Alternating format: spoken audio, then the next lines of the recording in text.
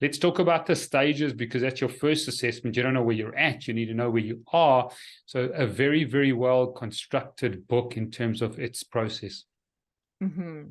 So there are 5 stages of sexuality, and knowing, which stage you are then also affects your blueprint type, which I'm sure we'll talk about as Yeah, well. of course. What I just talked about with these 4 is also part of getting that map.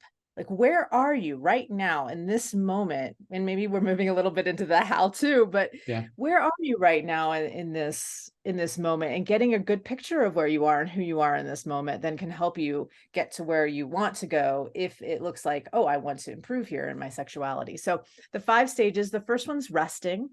And resting is when you're resting from sex. This could also mean you're celibate, like you haven't had sex yet, or you've chosen celibacy consciously. The resting phase gets to be a little challenging when you don't want to be in the resting phase, when it's not a conscious choice and there's something that's preventing you from having the sex that you desire, a fight with your partner, for example. And these can be stages or states. And so I want to explain just a little difference between the two. A state is when it's fluctuating. And that can happen all day long. You're in this state. You're like, okay, I'm resting. I'm not having sex right now. I'm always having sex with the whole universe.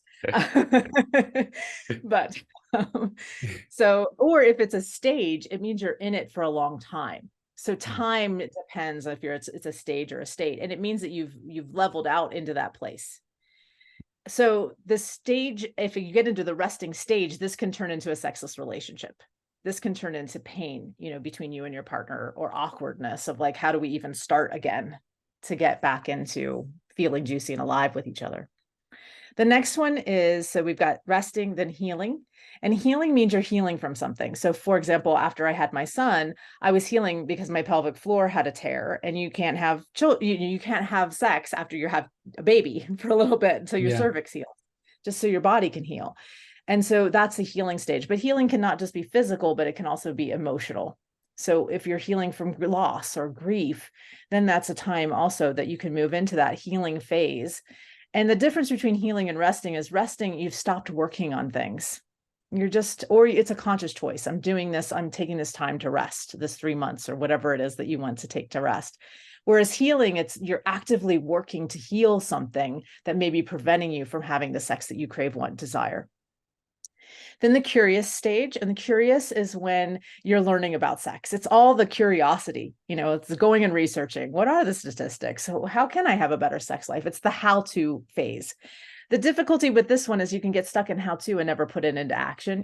People who just read books and books and books about sex, but never actually have the sex. So sex is something to take action in, to experience. It's an experiential realm. It's not something to just keep reading about. And again, there's nothing wrong with reading about it and learning about it, but you got to get hands-on with it.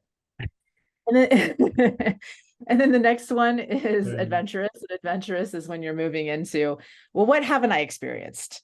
What are my edges? What gets me out of my comfort zone? Because if we get too comfortable, sometimes we lose the vibrancy and the adventure of sex. I often see it as like 2 sides. We need both safety and we need adventure when it comes to having really great longevity in our sex life.